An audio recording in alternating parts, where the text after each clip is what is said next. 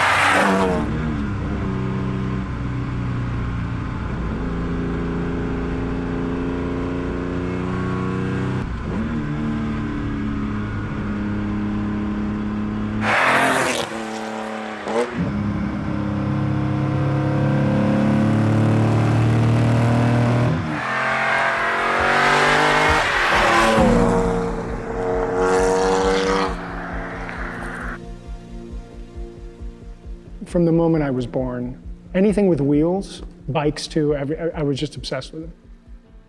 I was born and raised in the Dominican Republic. I went to college and I studied architecture. And at one point I tried to make a transition into transportation design, which is what car designers are, but that didn't pan out, so I ended up in the industrial design. Then slowly I've kind of moved on closer and closer to the cars. For me, it's just the smell of it, the design. I also think that prior to the safety regulations, basically you could put on the road whatever you wanted. Like if you could dream up a shape of a car with very few, roadblocks, you could just put it on the road. And that's what I love about that, even though it's not as safe. In order to talk about this car, I feel like I have to give like a succinct little history, and I'm by no means a luminary connoisseur. But so Jaguar built, I believe it was 13 lightweight E-types to compete in the sports car racing in the 60s versus Ferrari, Aston Martin, et cetera, et cetera. They were all roadsters with hardtops, and they weren't aerodynamic enough. So I believe Jaguar took 3 of the 13 and developed them further into what we know collectively as the low drag coupes. The third car, 49FXN, was an independent team, and the car was designed by Dr. Samir Klatt, who was an aerodynamicist. And the car ended up looking very different from the other two. There's only one, and it runs at Goodwood all the time, and it's this British racing green. And I've always thought it was the more interesting looking one. But overall, I just thought it was very striking, very unique, and very muscular at the same time. And that's what kind of inspired me with this car. And there's a whole industry in the UK of making recreations, or evocations, or whatever you want to call them, including the factories. They do that themselves now. And I found an outfit in the UK that are very well known called RS Panels. And they were making 2 tool room copies of 49FXN. And I nabbed the second one right when they started making the body. So this is built from scratch, from flat pieces of aluminum. So that's how that started.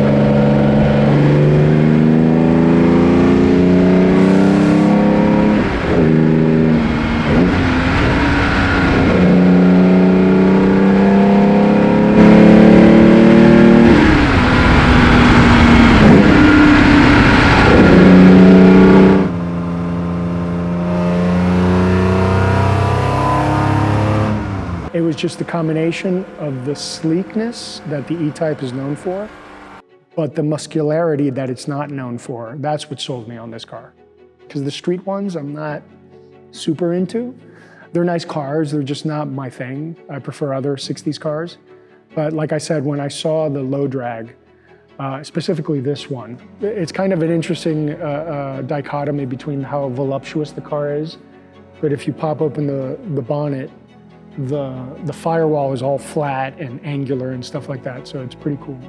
So this has what they call an LWE, which stands for lightweight E, spec 3.8 liter inline six, which is what like the Jags that race at Goodwood use. And it's built by a company called Crosthwaite and Gardner in the UK.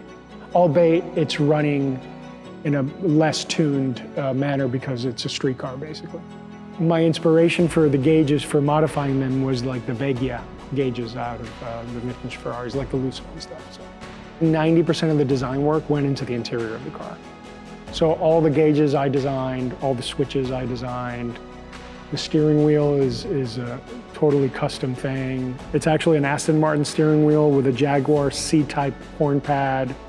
The switches are from RAF fighter planes. The gauges are all custom made. This car had some interesting aerodynamics features on it, which were not uncommon in the 60s. They were starting to experiment with those things in the 60s. So this is an aqueduct that feeds a ram air system into the side draft Webers. At the base of the windscreen, you see these two openings right there. Those were to feed air into the cabin. If you go around the car, there's these, what I call the pig nostrils. They're on the B-pillars. And one of them is for air evacuation out of the cabin. And then the other one feeds these two long ducts that go into the inboard brakes. Like, I know every single centimeter of this car. Every surface was thought about. That bolt was thought about, what thread it is, what head style it is. When you get into that deep into something, it's really impossible to not have a connection.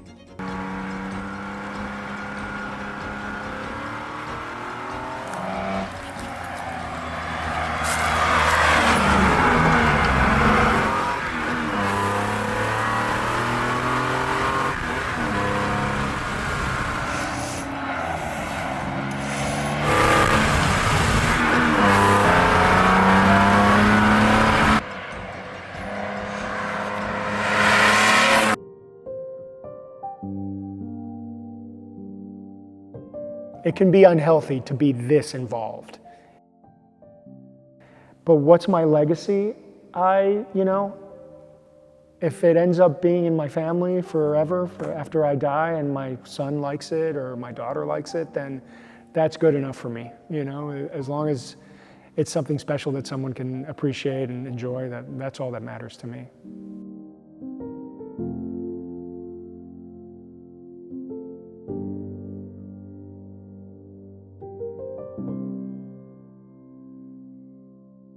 Hi, my name is Marco Diez and I drive a 1964 Jaguar low drag coupe.